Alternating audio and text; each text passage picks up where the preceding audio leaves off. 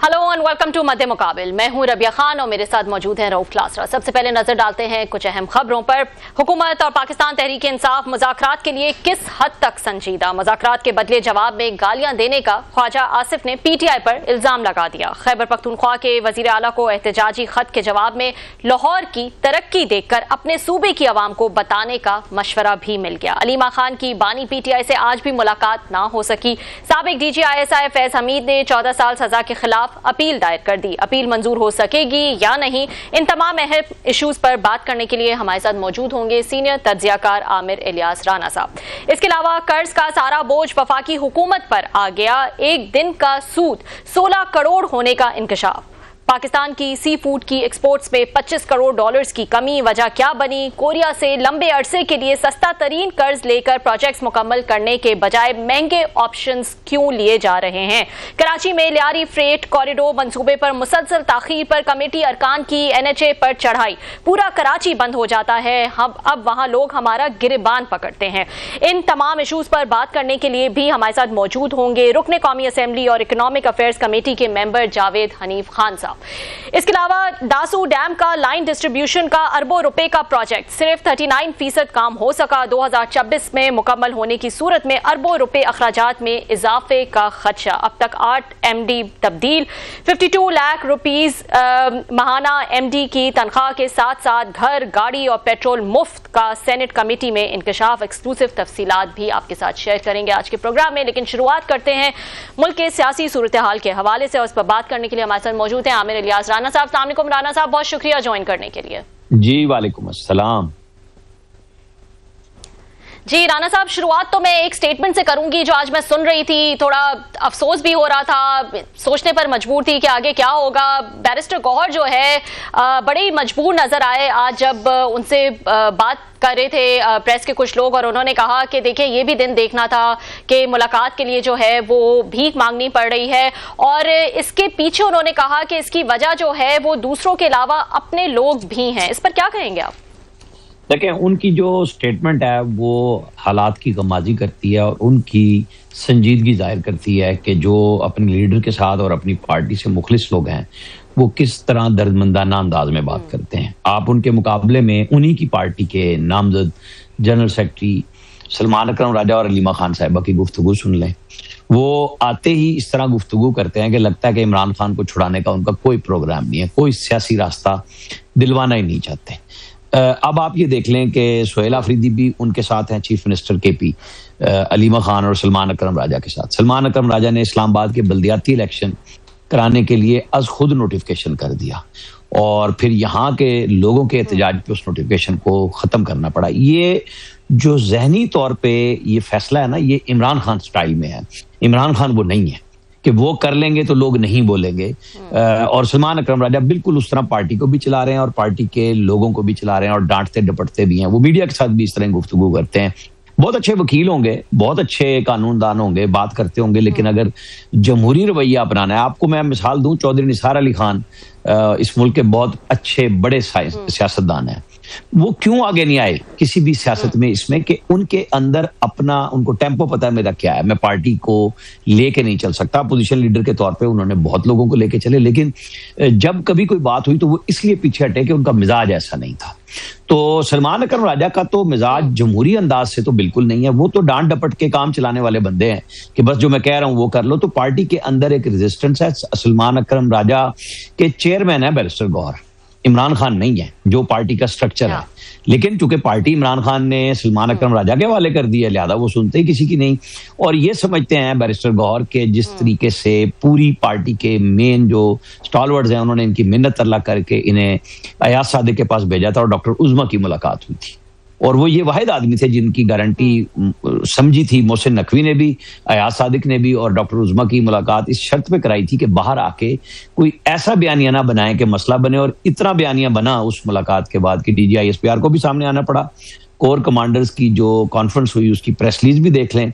तो आज वो क्यों बात कर रहे हैं, मैंने इतना लंबा इसलिए बांधा कि ये तमहीद बांधी कि लोगों को पता चले कि बैरिस्टर गौहर इस आजिजी पे क्यों आए हैं। क्योंकि वो ये चाहते हैं कि उनकी सियासी पार्टी को, उनके लीडर को कोई रिलीफ मिले और वो आप और हम इसीलिए ये गुफ्तगू कर रहे हैं कि वो कोई ये नहीं है कि वो कोई खुदा ना खास्ता डर गए हैं, कोई खौफजदा है। वो बातचीत के जरिए अपने लीडर को और पार्टी को बचाना चाहते हैं और मसाइल हल करना चाहते हैं। एक तरफ तो गौहर साहब मसाइल हल करने की बात करते हैं और हमेशा से ही जो है वो बड़ी मफाहमत की, बड़ी समझदारी की जो है बहुत सेंस होती है उनकी बात में। लेकिन दूसरी तरफ जैसे कि आपने कहा सलमान अकरम राजा हो गए या और लोग हो गए, उनका थोड़ा पॉइंट ऑफ व्यू डिफरेंट भी नजर आता है और प्रैक्टिकली भी जो उनके एक्शंस हैं वो भी डिफरेंट नजर आते हैं।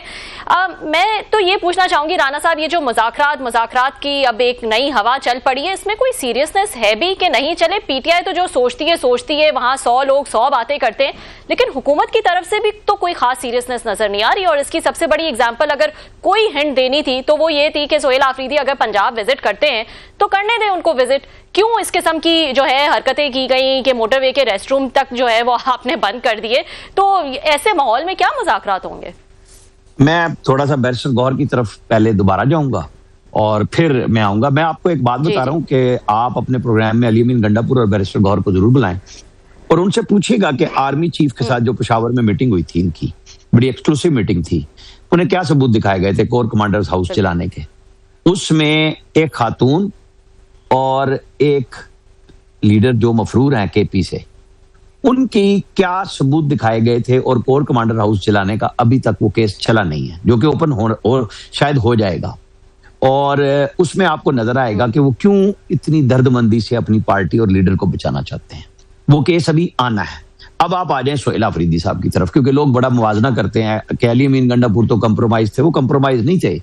उन्होंने एक लम्हा नहीं लगाया रिजाइन करने पे जब इमरान खान का मैसेज आया। ठीक है, लोगों ने कहा जी झूठा दे दिया उसने, दस्तखत अपने हाथ से क्यों नहीं लिखा, सिर्फ दस्तखत क्यों किए? उन्होंने वो भी काम कर दिया और एकदम साइड पे जाके बैठ गए।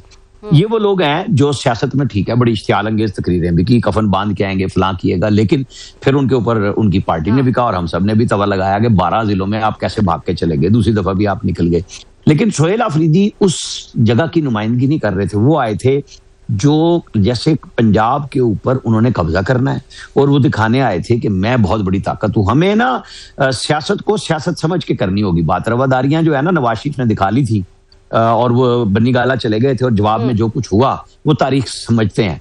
तो मरियम नवाज जो है ना वो उसकी लपेट में भी आई और इमरान खान के जाती गुस्से का भी सामना किया उन्होंने जेलों में जाके। तो जब ये आ रहे थे और जो खत लिखा, जो इंतजामात किए गए, तो आप बिल्कुल ना समझें कि वो जब तकरीर कर रहे हों और कोई बात कर रहे हों और उनको मज़ार कायद पे जाने के बाद कैप्टन सफदर को जिस तरह मरियम नवाज के कमरे से निकाला गया, कमरा दरवाजा तोड़ के, वो इमरान खान की इंस्ट्रक्शंस थी ना, या तो नाम लें वो किसी और का, जिस तरह अब उन्होंने सारा जनरल बाजवा पे डाल दिया है।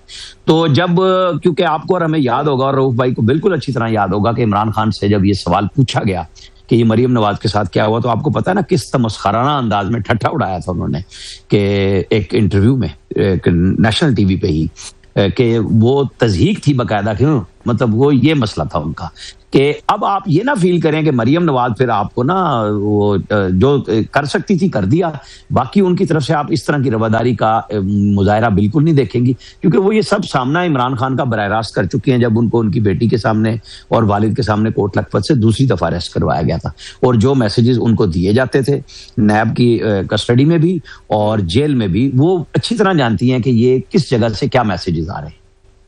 राना साहब बहुत शुक्रिया, आपने बड़ा एक कम्प्रिहेंसिव किस्म का बैकग्राउंड दिया है। जो मौजूदा एक कन्फ्लिक्ट नई चली है चीफ मिनिस्टर साहब के पंजाब जाने पे, मेरा ख्याल आप और मैं उनमें से हैं जो थोड़ा सा ये माजी के इश्यूज और उनको भी समझते हैं, लिहाजा आज की जो कन्फ्लिक्ट है समझ में आती है। आपकी गुफ्तगू सुनकर मुझे जो याद आ रहा था, बेनज़ीर भुट्टो साहब और ये नवाज शरीफ साहब के भी इसी तरह के तल्लुकात थे। बेनज़ीर भुट्टो साहब वज़ीर आज़म थी, नवाज शरीफ साहब पंजाब में 88 के बाद वज़ीर आला थे, वो भी एक टग ऑफ वार चल पड़ी थी, टिट फॉर टैट चल पड़ा था, वो भी उनको रिसीव करने नहीं जाते थे एयरपोर्ट में। बेनज़ीर भुट्टो साहब ने भी उनका जो जोनाथन था, वो मेरा ख्याल शिप था, आपको याद होगा कुछ नाम उसका, इत्तेफाक फाउंड्री का, जी उन्होंने उनको रोक दिया था। रोज इश्तिहारात छपते थे और एक दूसरे के इसी तरीके से, उस अखबारात की दुनिया थी तो गाली गलौज होती थी। फिर हमने देखा बेनज़ीर भुट्टो साहब आए तो उन्होंने उनको मियाँ शरीफ साहब को उन्होंने गिरफ्तार करवा दिया। सो और नवाज शरीफ साहब का बस चला तो उन्होंने फिर आगे असल में जरदारी साहब गिरफ्तार हो गए थे 96 के बाद, केसेस हुए, बेनज़ीर भुट्टो साहब को जाना पड़ा। फिर बाद में 2002 में या something like that Benazir Bhutto साहब और जरदारी साहब गए थे, जद्दा गए थे, तो उनको 14 साल लगे थे इस नतीजे पर पहुंचने में। बाद में 2006 में जाके उनका COD हुआ लंदन में, हमने वहीं पे देखा, उधर ही वहां पे सारा।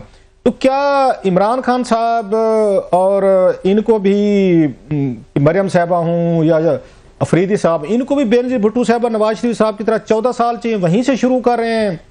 ये मरियम साहबा जहाँ पे नवाज शरीफ साहब ने ख़त्म किया था, आखिर उन्हें रियलाइज़ हुआ, तो अब समझते नहीं एक सूबे के चीफ मिनिस्टर हैं, उनकी ग्रीवेंसेस अपनी जगह पे जो आपने बताई हैं जेन्युइन है, सब कुछ समझते हैं, but once you are a chief minister, अगर आप अभी भी अगर अपने स्कोर सेटल करने में या पोजीशन के मोड में रहेंगे, तो नजर आ रहा है जो आपने भी एक तरह का कमेंट किया कि उनके साथ भी ज्यादती हुई, but once you become the chief minister then you have to act like a bit chief executive, not in a position leader.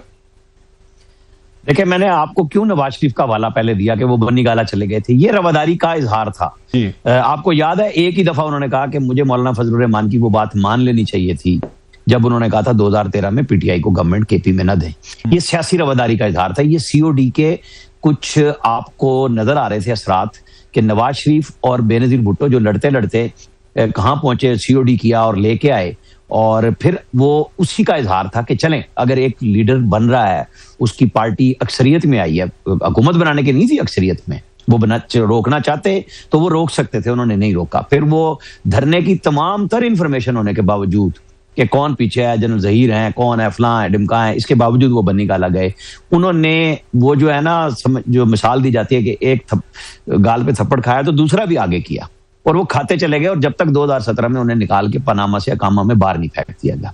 मैं मरियम नवाज को मिला हूं 4-5 दिन पहले, मुझे सारी सिचुएशन का इल्म है कि वहां मैंने इसीलिए ये बात कही है कि जब जिस पे बीतती है ना, तो उन्होंने, आपको ये समझना चाहिए कि कौन किस तरह प्ले कर रहा है। इमरान खान अगर फील्ड मार्शल के बारे में अभी भी तज़ीक आमेज जुमले फेंकते हैं, कसते हैं, मरियम नवाज का वो तमस्खुर जाती तौर पे भी उड़ाया करते थे। मैं बिल्कुल कतन ये नहीं कह रहा कि वो बदला ले रही हैं, उन्होंने उनके साथ वो किया है कि जी ठीक है, फिर आप आए हैं ना सियासत करने के लिए, और आप कोई सियासत इस तरह नहीं करने आए, आप ये दिखाने आए थे कि पीटीआई पंजाब को मैं जगा रहा हूं। तो मुझे आप सच्ची बात बताएं कि कहां से लोग आ गए थे, हजारों लोग कोई लिबर्टी में आ गए थे?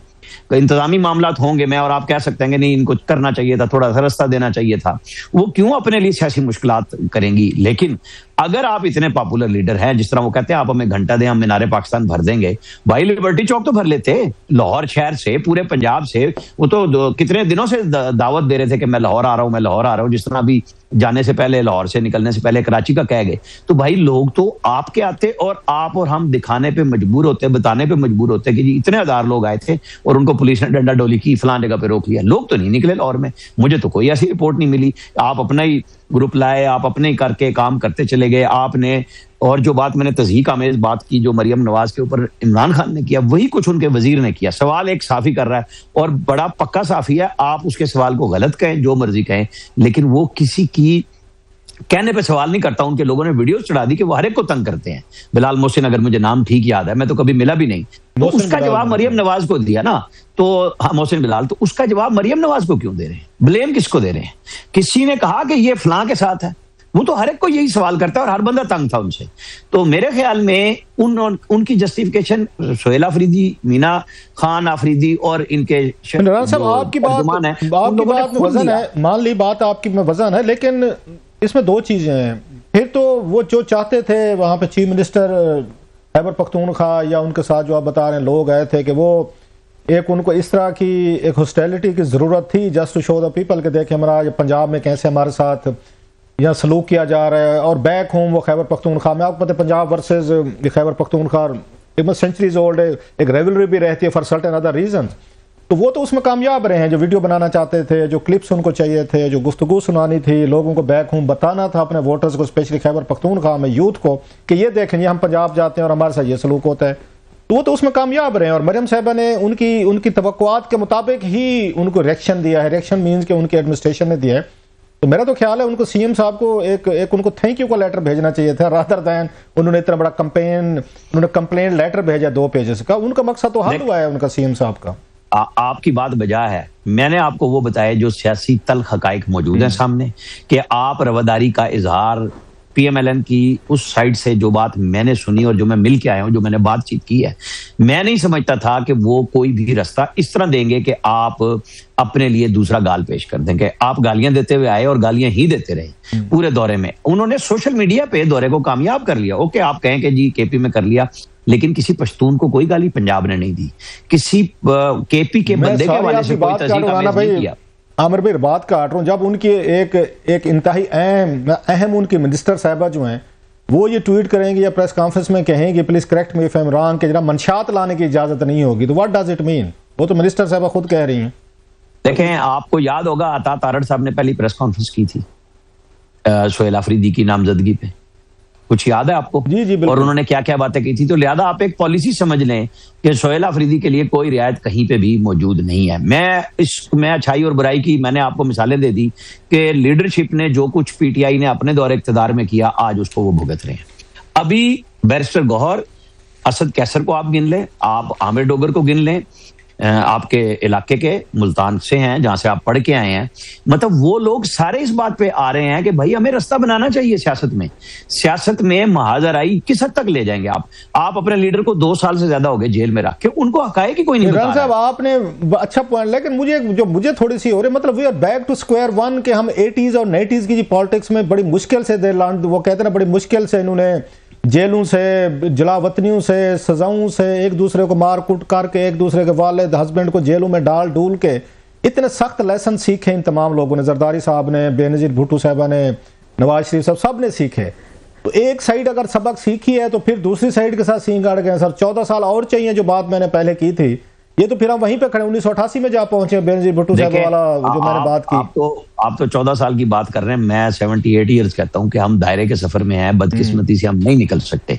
जब रवादारी, मैं तीसरी दफा बता रहा हूं, जब नवाज शरीफ ने रवादारी हर तरह से इजहार किया इमरान खान के लिए, जब उनको पता था कि उनके खिलाफ एजेंसीज क्या काम कर रही हैं बतौर वजीर आजम, वो नंबर बदलते थे, गालियां नए नंबर पे विद इन फ्यू सेकंड्स गालियां शुरू हो जाती थी। मैंने देखी है नवाज शरीफ के फोन पे बतौर वजीर आजम, और वो अपने मिलिट्री सेक्रेटरी से कहते थे कि नया नंबर भी देता, दस दे उन्होंने को मैंने गाला आ गई। नहीं, ये कौन उनको भेजता था? ये बड़ी आप बहुत बड़ी बात। जी मैं उनके साथ जा रहा था जब सैलाब आया था, हम गुजरांवाला गुजरात के हेलीकॉप्टर में विजिट में गए थे, नवाज रजा साहब हमारे साथ बैठे हुए थे, साले जाफर साहब थे। उन्होंने कहा तुम्हारे को मेरा नया नंबर है? हमने कहा नहीं। कहेंगे लो देखो, उसमें आप पढ़ नहीं सकते, वो गालियां थी प्राइम मिनिस्टर को। उन्होंने कहा पाकिस्तान के फोन पे आप ये कह रहे हैं, प्राइम मिनिस्टर पाकिस्तान के फोन पे उनको गालियां भेजी जाती थी, और वो नंबर पे जी नया नंबर लेते थे, गालियां शुरू हो जाती थी। वो कहते थे एमएस साहब को कि दस देना कि मैंने रिसीव हो गया ना तुम्हारी गालियां। उन्होंने, मतलब मैं क्यों मिसाल दे रहा हूं, रवादारी का किस तरह इजहार करें राना साहब? मैं यहीं पे जरा रुके हैं, मतलब जो मेरे लिए थोड़ा डाइजेस्ट करना मुश्किल हो रहा है। नोए के नवाज शरीफ साहब बेटा आप भी बहुत करीब से जानते हैं, मैं भी थोड़ा सा लंदन में हमको 1-2 साल इनको करीब से वहां पे मिलने मिलाने का मौका मिलता था। तो नवाज शरीफ साहब बीइंग ए प्राइम मिनिस्टर इतने वीक हो गए थे कि उन्हें पता था कि कौन सी एजेंसी, कौन से जर्नल जो है उनको गालियां लिखवा के भिजा रहे हैं, नंबर भी दे रहे हैं। स्टिल उन्होंने 12 अक्टूबर से सबक सीखा हुआ था कि आपकी दफा मैंने रिएक्ट नहीं करना, मैंने इसको डाइजेस्ट करना है, कंप्रोमाइज करके चलना है। तो नवाज शरीफ साहब इस तरह की गालियां सुन के कैसे वो बर्दाश्त कर रहे हैं? नोए के लिए आप बता रहे हैं, उन्हें पता था कहां से आ रही है, कौन करवा रहा है, और उनके अपने ही उनके जो एजेंसी नीचे थे वही करा रहे थे। नवाज शरीफ साहब, मतलब that's something a bit strange sir, कि वो इसको डाइजेस्ट कर रहे थे। आप नवाज शरीफ की खामोशी पे भी अब सवाल करते हैं ना कि वो बार बार क्यों बातें करते हैं। उन्होंने इस मुल्क को चलाने के लिए, जब उन्होंने अपना पॉलिटिकल कैपिटल पहली दफा 2013 में इलेक्शन जीतने के बाद बड़ी भारी अक्सरियत से 60-70 लोगों को इस्लामाबाद पीएम ऑफिस में बुलाया था और बताया था कि यहाँ दहशतगर्दी है और बिजली का क्राइसिस था। आपको याद होगा पीपल्स पार्टी की बुनियादी हारने की वजह वो राजा परवेज अशरफ का बयान था, और ऊपर से वो फिर बिजली का बहरान, जितना 14 घंटे 24 घंटे में से और 16 घंटे बिजली नहीं आती थी, उनकी थी कि मैं लोगों की मुश्किल आसान करूं। तो उसके लिए उन्होंने बिजली के रेट बढ़ाए थे और लोगों को बताया था 60-70 साफियों को बुला के कि ये देखें हमारे लिए मुश्किल है, यहाँ एक बंदा भी कोई टका नहीं लगाने के लिए इन्वेस्टमेंट में तैयार, कि दहशतगर्दी की वजह से बाहर का इन्वेस्टर फंसा हुआ है, हम उस तरफ भी जा रहे हैं, हम इनको भी ला रहे हैं।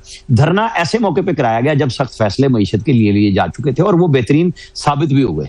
मैं बार बार आपको क्यों बता रहा हूं ये बात, गालियों वाली बात क्यों बताई मैंने? वो उन्होंने आपको बताया राना साहब, आप क्योंकि विटनेस अकाउंट है आपका और इतने क्रेडिबल आपका अकाउंट है, और आप इतने करीब रहे हैं, पावर कॉरिडोर्स को आप कवर करते रहे हैं, बहुत सारी चीजें आप इनसाइड जानते हैं। नवाज शरीफ साहब ने कोई बताया कि गालियां मुझे कौन भिजवा रहा है, कौन नंबर किसके पास होता है, मतलब इसके पीछे कौन है? साफ जा रहे कोई बंदा शेयर कर दे, did he share something with you? जब वो आपको मैसेज दिखाए गए थे? आम आदमी तो जुर्रत नहीं कर सकता कि वो खुदा ना खास्ता प्राइम मिनिस्टर को मैसेज करे।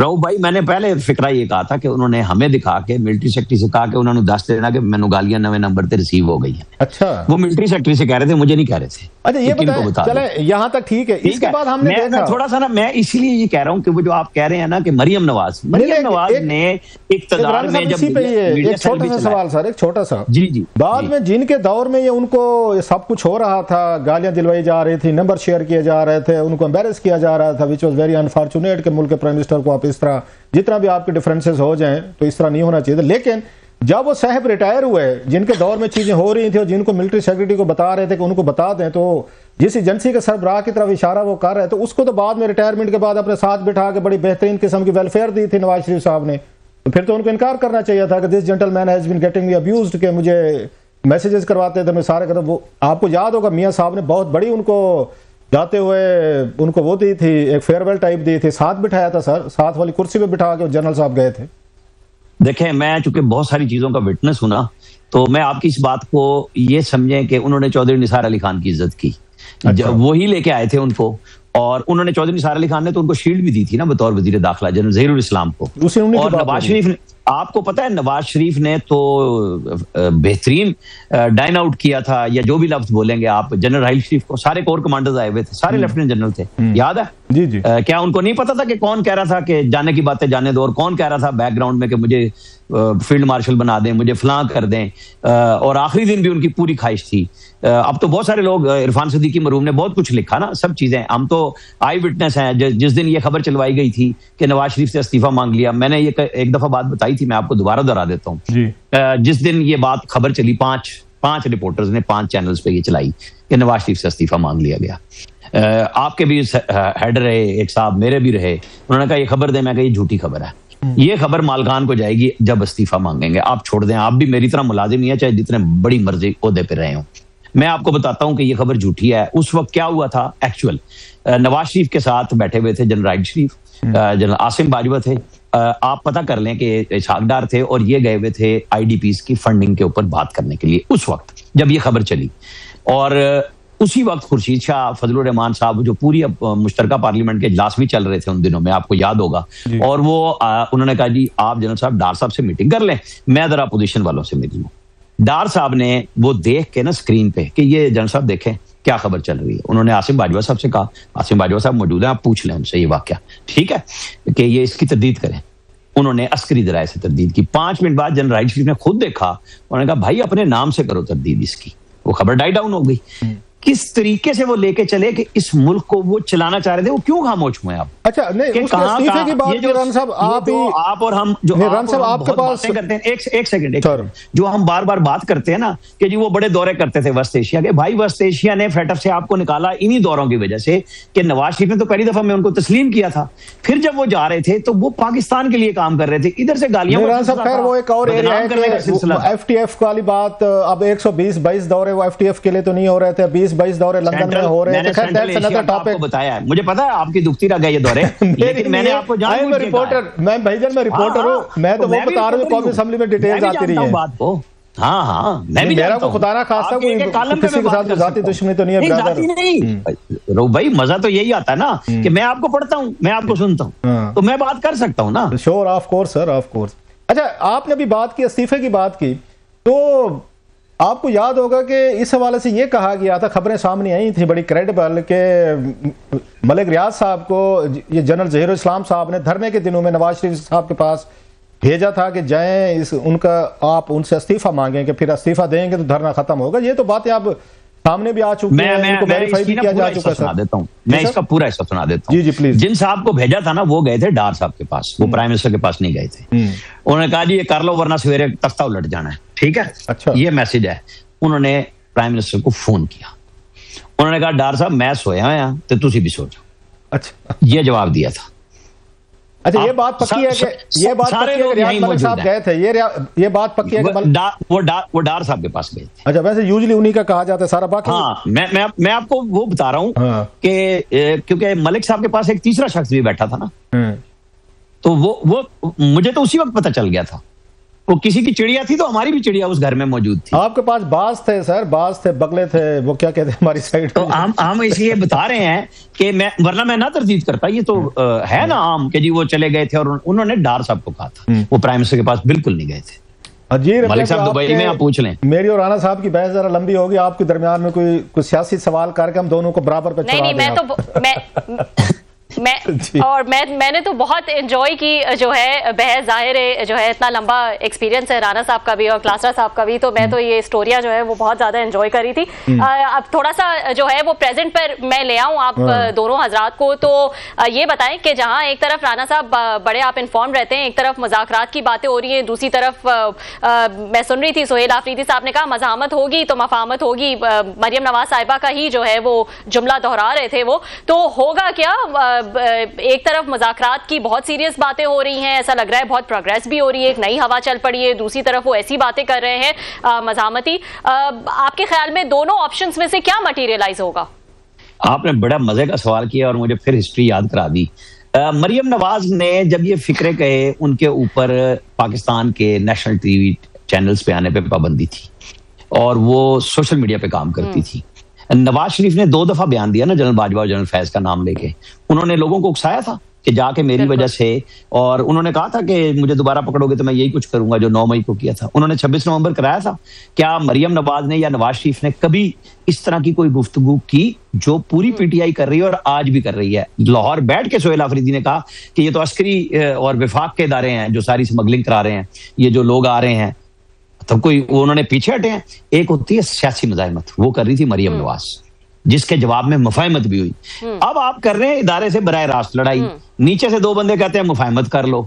आपके ख्याल में वो DGISPR ने मजाक में प्रेस कॉन्फ्रेंस की और कोर कमांडर्स जो कितने अरसे से डिजिटल दहशतगर्द कहना बंद हो गए थे, आपको याद होना चाहिए कि ये प्रेस कॉन्फ्रेंसों का ये जो कोर कमांडर्स की कॉन्फ्रेंस होती थी, उसके जवाब बाद में एक प्रेस रिलीज इशू होती है हमेशा, और उसमें कहा जाता था डिजिटल दहशतगर्दों से हम निपटेंगे। बहुत खामोशी रखी, इदारों ने बहुत रास्ता दिया, वो भी अपनी इंतहा पे पहुंचे हुए हैं कि जी आपने कोई तहजीक का रास्ता छोड़ा हुआ है। साहब उसकी वजह शायद इसलिए भी थी कि डिजिटल दहशतगर्द का उन्होंने नहीं कहना शुरू किया, क्योंकि PTI और उनके जो हामी थे डिजिटल पे, उन्होंने जब पाकिस्तान इंडिया की वार हुई तो उसमें बहुत सारी सपोर्ट आई वहां से, और उन्होंने उस वक्त उनके साथ खड़े होकर लड़ा। सर इस तरह ना करें, इस तरह बेल आउट ना करें भाई। आप बेल आउट नहीं कर रहा, जो उनका दावा है मैं बता देता हूं, मैं उस पे भी आ जाता। देखे ना, इमरान खान का अपोजिशन लीडर कौन था?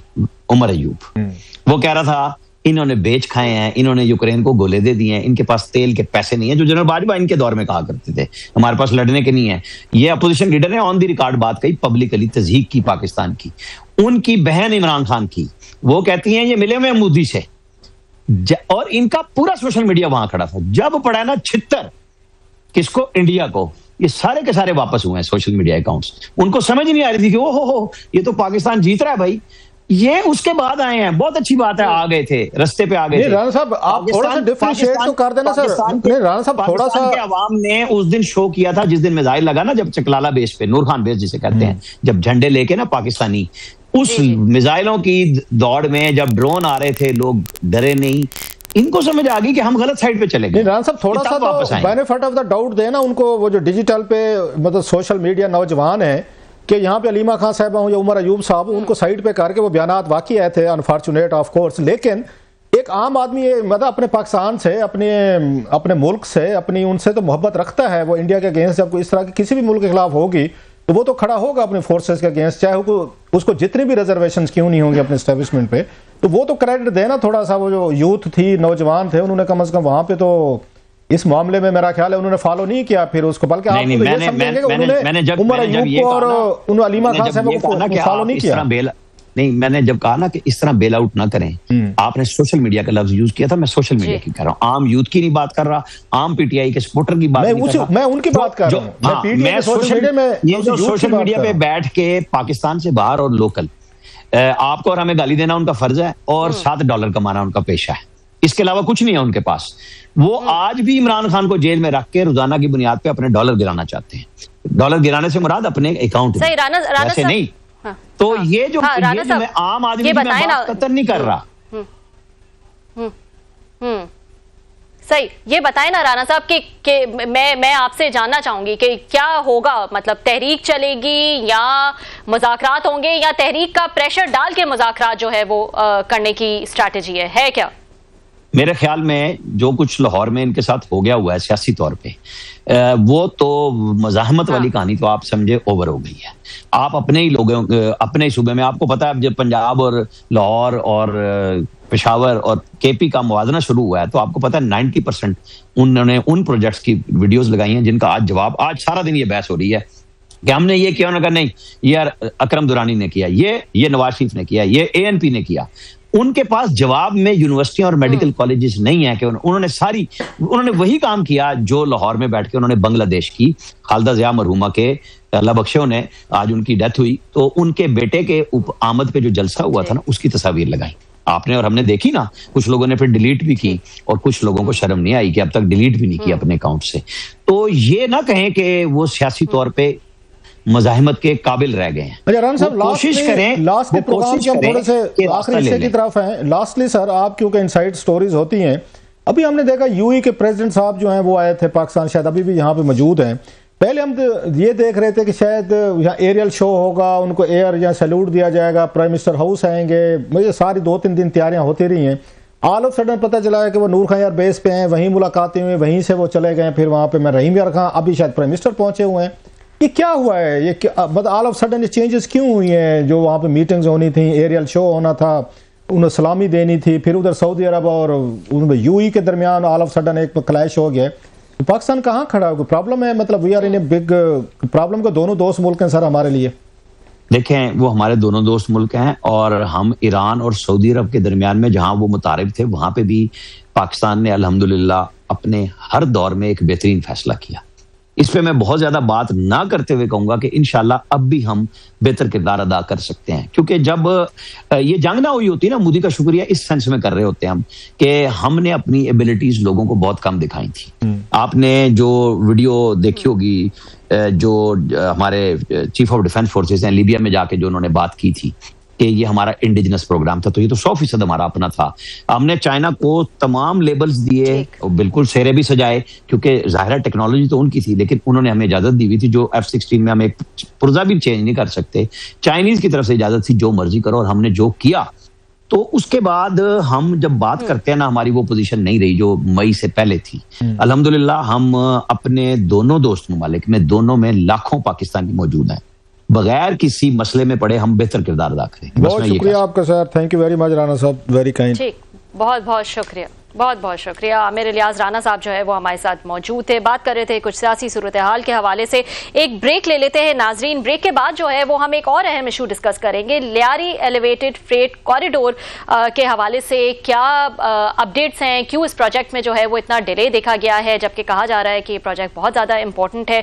इसकी क्या डिटेल्स इस हवाले से बात करेंगे, और इस पर जो है वो बात करने के लिए हमारे साथ मौजूद होंगे रुकने कौमी असम्बली और इकनॉमिक अफेयर कमेटी के मेंबर जावेद हनीफ खान साहब। उन्हीं से जो है वो हम डिटेल्स जानेंगे। See you after short break.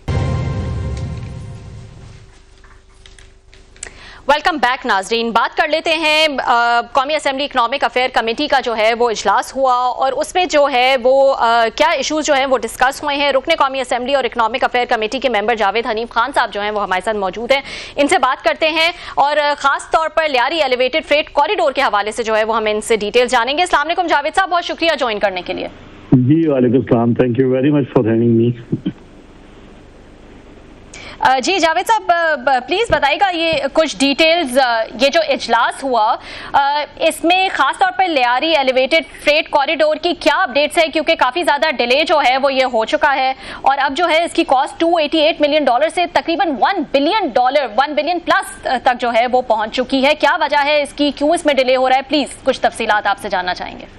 देखिए, ये आपकी नॉलेज में है कि कराची पोर्ट जो है उसकी जो ट्रैफिक है उस पे जो शहर के बीच में से निकलती है, शहर के मेन रोड से निकलती है। बहुत ज़माने से ये प्रोग्राम चल रहा है, कोशिश हो रही है कि किसी तरीके से ट्रैफिक जो है इस तरीके से निकाला जाए कि मेन शहर की जो सड़कें वो डिस्टर्ब ना हो। तो इस सिलसिले में जो प्रोजेक्ट डिज़ाइन किया गया था, जो लियारी है उसके बीच में से फ्रेट कॉरिडोर बनाया जाए। उसकी ओरिजिनल कॉस्ट जो इन्होंने एस्टिमेट की थी आज से 2 साल पहले 68.8 बिलियन की। अब उस पे ये कि फिजिबिलिटी स्टडीज की गई, कोरियन गवर्नमेंट ने उसको हमें लोन भी सैंक्शन किया उसके लिए $250 मिलियन का, और जो इंटरेस्ट रेट था 0.1% था और 40 साल के लिए था वो। अब उसकी फिजिबिलिटी स्टडीज की गई तो हमारे जो यहाँ बैठे हुए हैं ब्यूरोक्रेसी में लोग बैठे हुए हैं, उन्होंने ये कहा कि जनाब इसका रेट ऑफ रिटर्न जो है इतना नहीं है कि इसको फिजिबिलिटी करार दिया जाए इसमें। फिर ये कि इस वजह से इसको डिले होता रहा। उसके बाद जब दोबारा इसको एस्टिमेट किया गया 3 साल के बाद, तो अब इस वक्त इसकी कॉस्ट जो बन रही है वो 88 बिलियन रुपीस की बन रही है। लेकिन एक और के नाम पे स्टडीज डिजाइन की गई जिसमें उन्होंने डिफरेंट इसका कॉरिडोर लिया है और डिफरेंट डिजाइन बनाया है कि वो $1 बिलियन का तकरीबन समझे 288 अरब रुपए का उसको बनाने की कोशिश हो रही है उसके अंदर। तो इसमें लगता हमें ये है, हमने यहाँ पे जो डिस्कस हुआ कि जी इसमें कोई वेस्टेड इंटरेस्ट इस तरीके से इन्वॉल्व है इन चीजों के अंदर कि जो एक प्रोजेक्ट जो 88 अरब रुपए का हो सकता है उसको 288 अरब रुपए पे ले जाने की कोशिश क्यों हो रही है इसमें। तो ये मेन इशू था वहां पर जो डिस्कस हो रहा था वहां पर। तो ये अभी भी इसी प्रोजेक्ट को जो है वो डिस्कस किया जा रहा है या फिर एक ऑल्टरनेट कराची नॉर्दर्न बाईपास को जो है वो कंसिडर किया जा रहा है? इसमें जो हमारी कोशिश है कि ये प्रोजेक्ट जो है जो लियारी एक्सप्रेसवे जो लियारी के बीच से निकलता है ये बनाया जाए, क्योंकि सर 18 किलोमीटर का बनता है ये, और इस पे कॉस्ट जो आएगी 88 बिलियन की कॉस्ट आएगी। और ये जो लेके आए हैं उसमें प्रोजेक्ट ये है कि नॉर्दर्न बाईपास के थ्रू लेके जाएं, उसमें डिस्टेंस भी बहुत ज्यादा 56 किलोमीटर का डिस्टेंस एडिशन हो जाता है उसमें, और कॉस्ट जो है उसकी तकरीबन $1 बिलियन की कॉस्ट हो जाती है, मीनिंग देयर बाय कि 288 बिलियन की कॉस्ट बन जाती है। तो ये तो समझ में आने वाली बात नहीं है कि क्यों इसको इस तरीके से डिजाइन किया जा रहा है कि इसकी कॉस्ट इतनी बढ़ाई जाए, डिस्टेंस भी बढ़ाया जाए, और जिसकी वजह से जो आपका जो ट्रैफिक है उसको टाइम भी ज्यादा लगे, फ्यूल भी उसमें ज्यादा खर्च हो। तो जो ब्यूरोक्रेसी में जब हमने जब उनसे पूछा कि आप ये क्यों कर रहे हैं, तो उन्होंने बताया ये कि जनाब कि जो लोन सैंक्शन जिसकी बात हो रही है वहां से अगर लोन सैंक्शन होगा तो टाइट ग्रांट होती है एक तरीके से, उसमें जो कंट्री जो लोन देता है वो अपने साथ उसकी मशीनरी के साथ लेके आता है, तमाम चीजें लेके आता है साथ, उसकी वजह से कॉस्ट ज्यादा हो जाती है। तो हमारी इंसिस्टेंस ये थी कि बजाय ये कि इसको आपको लोन लेने की बजाय PSDP में 88 बिलियन के अंदर कर लें इसके अंदर, तो ताकि ये आसानी से हो जाए प्रोजेक्ट। खान साहब बहुत शुक्रिया आपका, आज मैं भी मौजूद था इसी कमेटी में, आई मस्ट कम्प्लीमेंट यू, आपको इस पर कम्प्लीमेंट ज़रूर करूंगा। फिर मिर्ज़ा इख्तियार बेग साहब हैं, अब तकरीबन 1 घंटा तक कमेटी में वहाँ NHA और दीगर इकनॉमिक अफेयर्स के अफसरान और डेट मैनेजमेंट तमाम से मतलब लड़ते ही रहे हैं और उनको यही चीज़ें बताते रहे हैं, बड़े दुख और इसके साथ। सो आई विटनेस टू इट कि कराची का कितना बड़ा केस लड़ा है। अब ये कराची के लोगों को पता है या नहीं है। आपने मिर्ज़ा इख्तियार बेग साहब ने इस कमेटी में इसी के लिए लियारी ये जो प्रोजेक्ट है और जिसकी आपने डिटेल्स भी बहुत सारी तफसील से बताई, जो मैंने देखा कोई और सुना वहाँ से, ये तो अब इसको चौथा साल शुरू होने वाला है। 2022 में ये प्रोजेक्ट की आप लोगों ने इसको कंसीव किया गया, फिर 2-3 फिजिबिलिटीज हुई जैसे आपने बताया, कोरियन ने अलहदा की, फिर NHA ने अलहदा की, और दोनों में जैसे आप बता रहे हैं कि आपके 68 से 88 हुआ, वो 97 बिलियन बता रहे हैं, और कोरियन 200 इसको 80 अरब तक ले गए। तो ये जो सारा कुछ, इससे तो जो आज मैंने कंक्लूड किया है सर, ये तो अगेन इट्स गोइंग नोवेयर। ये तो फिर तो ये मसला तो चलता रहेगा, क्योंकि जो उनमें गैप है वो तो इतने जल्दी मुझे NHA वाले काम करते तो नहीं लग रहे। आपने उनको तरीके भी बताया 2-4 के जनाब इसको PSDP में लेकर आए, वो तो कहीं से ये नजर नहीं आ रहा था। सो आप क्या करेंगे अब आप लोग, कराची के लोगों को जो आपने हालत आज बताई है, it was very miserable and terrible. मैं तो सुन के मुझे कुछ होने लगा जो ट्रैफिक के और इन इश्यूज आपने वहां पे शेयर किए। देखिए कराची में जिस वक्त असल में कराची में प्रॉब्लम क्या है, दिन में ये ट्रैफिक बंद होता है, पोर्ट तो आपको पता है 24 आवर चलती है और उनको चलना भी चाहिए 24 आवर। कराची पोर्ट की जो कैपेसिटी है 125 मिलियन टन की कैपेसिटी है, इस वक्त करंटली जो 56 मिलियन टन के ऊपर चल रही है वो। अगर ये 24 आवर चलाएंगे तो उसकी कैपेसिटी भी बढ़ेगी, इससे इकोनॉमिक एक्टिविटी भी बढ़ेगी, मुल्क का फायदा होगा। ये हमारे जो बैठे हैं ये जो कैलकुलेट कर रहे थे इसको, जैसे आपके सामने उन्होंने बात की कि इसका इंटरनल रेट ऑफ रिटर्न इतना नहीं है कि फिजिबल हो ये, तो मैंने उनको ये समझाई बात ये कि इंटरनल रेट ऑफ रिटर्न जो है टॉल टैक्स के ऊपर ना इसका सिलेक्ट करें इसके अंदर। ये तो आप पूरी ओवरऑल इकोनॉमी को, जो पूरे पाकिस्तान की फायदा होगा अगर पोर्ट ऑपरेट करी, तो पूरे मुल्क की इकोनॉमी को फायदा होगा और उसका जो रेट ऑफ रिटर्न होगा इससे बहुत ज्यादा होगा। तो आपके सामने हमने सजेस्ट ये किया है, अभी जो सेक्रेटरी इकोनॉमिक अफेयर्स थे हमने उनसे रिक्वेस्ट की है कि वो उसकी लीडरशिप लें NHA को भी साथ बिठाएं, इसमें KPT को भी साथ बिठाएं और बैठकर उसकी जो फिजिबिलिटी स्टडीज जो है उनको डिस्कस करें, उसके बाद इसका सोल्यूशन लेके हमारे पास आए। खान साहब वो आपकी बात ठीक है, लेकिन जो मैं समझा आज कमेटी मीटिंग में 1.5-2 घंटे आपकी चली है, ये प्रोजेक्ट शुरू हुआ था 68 अरब से, फिर 88 तक किया, 97 तक किया, और अभी भी जो बता रहे हैं चीजें मजीद इसको डिले होगी। मुझे तो कोई नियर फ्यूचर में ये काम होता नहीं लगा। एस्केलेशन कॉस्ट जो है तो जो बचाना चाह रहे हैं जनाब के ये, क्योंकि फिजिबल नहीं, कराची इतना बड़ा शहर है, पूरे मुल्क को सबसे ज्यादा जनरेट करके देता है, फंड्स देता है, टैक्स देता है, पैसा देता है, पूरा मुल्क कराची पे चलता है। अगर वहां पे 10-20 अरब रुपए आपको लग भी जाएंगे एक्स्ट्रा और ये काम हो जाएगा कराची के शहरों के लिए, ये तो मुझे लग रहा है कि ये तो 150-200 अरब तक लेके जाएगा ये NHA। इतनी जल्दी तो नहीं खत्म करने वाले, चौथा साल है अभी वहीं खड़े हुए हैं सर, और मजीद कास्ट बढ़ेगी। अभी भी जो आप सही कह रहे हैं, यही तो देखे ना, अभी ये प्रोजेक्ट 68.8 बिलियन पे कंसीव हुआ था। अगर ये उसको शुरू कर देते तो ज्यादा 70 बिलियन पे खत्म हो जाता है ये। अभी जो डिले की वजह से और 88 बिलियन पे तो अभी पहुंच गया है ये, और अगर दोबारा भी उसको और डिले करेंगे तो 100 बिलियन 125 बिलियन पे तो वैसे ही आ जाएगा। और ये हवाले कर दिए गए जिन लोगों ने फिजिबिलिटी स्टडीज की हैं, तो वो तो इसको 280 बिलियन पे तो अभी लेके आए। और उसमें इंटरेस्टिंगली आपने गौर किया होगा, उन्होंने हमें ये बताया इसमें टैक्स भी शामिल नहीं है। अगर वो टैक्स शामिल करेंगे तो 20-25 बिलियन और बढ़ जाएगा, तो 300 बिलियन का प्रोजेक्ट हो जाएगा वो ऐसे। अच्छा सर, इस पे तो हम करते रहेंगे। एक और 2-3 बड़े इश्यूज वहाँ पे है, स्पेशली फिशरीज का, कि ये मुझे याद पड़ता, मैं इस्लामाबाद आया था सर, 98 में मैं आया था, यहाँ ट्रांसफर होकर डान में रिपोर्टिंग शुरू की। तो पहली खबर मैंने की थी उस वक्त भी वही था, जनाब मुशर्रफ साहब का उसके बाद दौरा आ गया था 99 में। उस वक्त भी बैन किया था यूरोपियन यूनियन ने कि हमारे ये जो है यहाँ पे फिशिंग या सी फूड जो फिशिंग यहाँ से जाती है उनके लिए हाइजेनिक नहीं है, उनके SOPs नहीं फॉलो किए जाते। आज भी 27 साल बाद भी वही गुफ्तगू हो रही थी सर। आपने बहुत सारी चीज़ें बताई कि you have been to the fisheries जो वहाँ पे हाइजीनिकली, तो आपने मेरा ख्याल है वहाँ पे ये इंकशाफ हुआ कि $400 मिलियन से वो 150 तक आ गई है सर। ये जरा बताएंगे, ये बहुत बड़ा मसला है सर इसका, कि बैन 27 साल बाद भी बैन चल रहा है सर, हम नहीं हटवा सके क्योंकि हमने चीजें ठीक नहीं की। देखिए हम कोशिश करते हैं, बहुत यहाँ पे बातें होती हैं कि एक्सपोर्ट बढ़ाई जाए। फिशरीज का जो सेक्टर है हमारा बहुत इंपॉर्टेंट सेक्टर है, और जैसे मैंने बताया और वहाँ पे उन्होंने एडमिट भी किया कि $400 मिलियन की हमारी जो एक्सपोर्ट होती थी, स्पेशली यूरोपियन यूनियन के अंदर बहुत ज्यादा इसमें से जाया करता था, मैक्सिमम वहां जाया करता था। उसके बाद उन्होंने आके इसको चेक करना शुरू किया कि जी जो उसके स्टैंडर्ड्स हैं, हाइजीन है कि नहीं है। जब उनकी स्टडीज के लिए यहाँ पर आते थे तो हमारी जो फिशरीज के यहाँ डिपार्टमेंट है, अगर आप वहाँ पे जाके देखें, ना कोई हाइजीनिक कंडीशन है, ना कोई सिस्टम है रखने का, ना कोल्ड स्टोरेज है। इतना अच्छा कैच आता है हमारे यहाँ, और हमारे अब पानी भी इतना पोल्यूट हो गया है कि उसकी जब वो देखते हैं उसके अंदर, तो जब देख के जाते हैं तो उन्होंने वहां से बंद कर दिया है। अब हमारी जो फिशरीज की जो प्रोडक्ट हैं वो बैन हुई हुई है। अब जो 400 मिलियन से लेके $150 मिलियन पे आ गया, आप अंदाजा कर लें कि हमारी क्या एफर्ट हो रही है इसमें यहाँ पे। बल्कि आप तो ये कह रहे थे कि आपने पूछा उनसे कि आप वहाँ पे गए हैं, वहाँ पे आपने देखी हैं चीज़ें, जो यूरोपियन डेलीगेशन आते हैं, तो आपने जहाँ तक भी कहा कि मैं तो गया हूँ, बहुत बुरी हालत है कि वहाँ पे कुत्ते फिर रहे होते हैं। मेरा ख्याल एग्जैक्टली आपने बताया वहाँ पे कुत्ते फिर रहे होते हैं।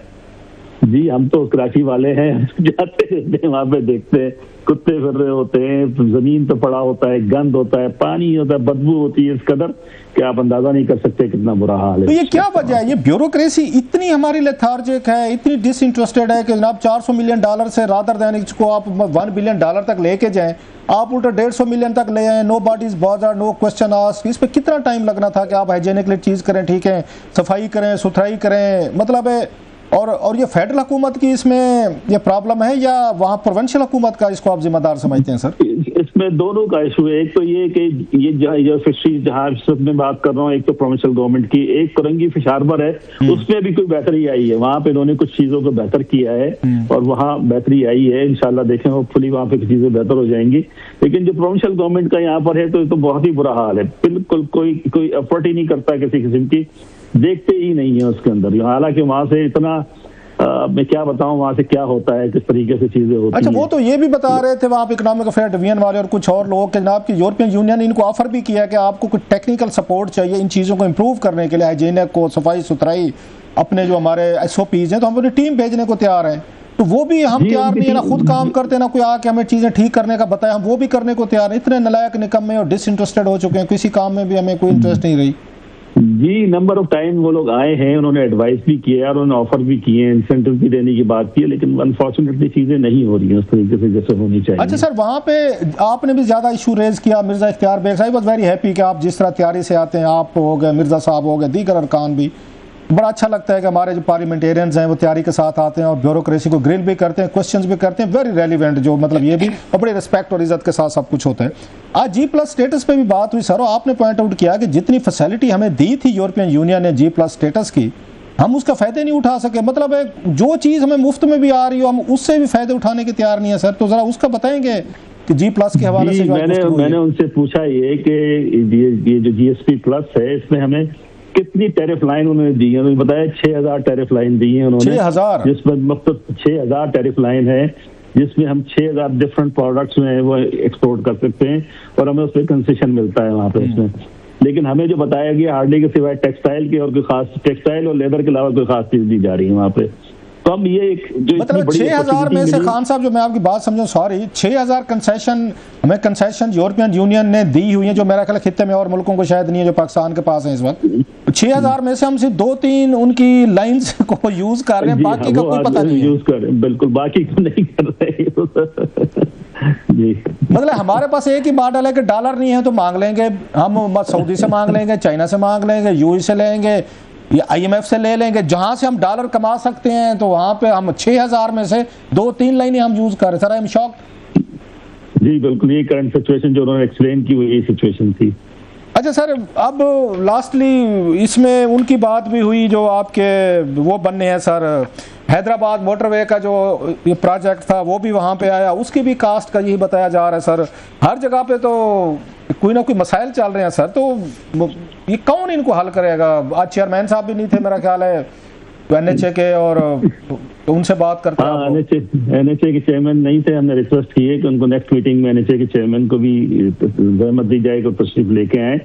देखिए प्रॉब्लम तो होते हैं, हर चीज में प्रॉब्लम होते हैं और सॉल्व भी यही लोग करेंगे, इन्हीं लोगों ने करना है इनको, तो सोल्यूशन तो ढूंढना पड़ेगा। आपको लगता है वैसे, आपको लास्ट क्वेश्चन सर, आपको लगता है कि जिन लोगों के साथ आप डील कर रहे हैं, जिनको क्वेश्चनिंग हो रही थी, हम सुन रहे थे कि ये मसाइल हल कर लेंगे सर, जितने अभी हमने जिक्र किया है मसाइल का, इनमें कैपेसिटी है या विल है इनके अंदर सर? नहीं, हम छोड़ेंगे नहीं, इंशाल्लाह हम करवाएंगे चीजें। That's the spirit sir, I like it. Thank you very much sir, बहुत शुक्रिया आपका खान साहब, थैंक यू। ठीक, बहुत बहुत शुक्रिया। जावेद हनीफ साहब जो है वो हमारे साथ मौजूद थे। इकोनॉमिक अफेयर कमेटी में आज कौन कौन से मामला डिस्कस हुए उस हवाले से हमें डिटेल्स बता रहे थे। नाजरीन, आज के लिए इतना ही, कल आपसे फिर मुलाकात होगी।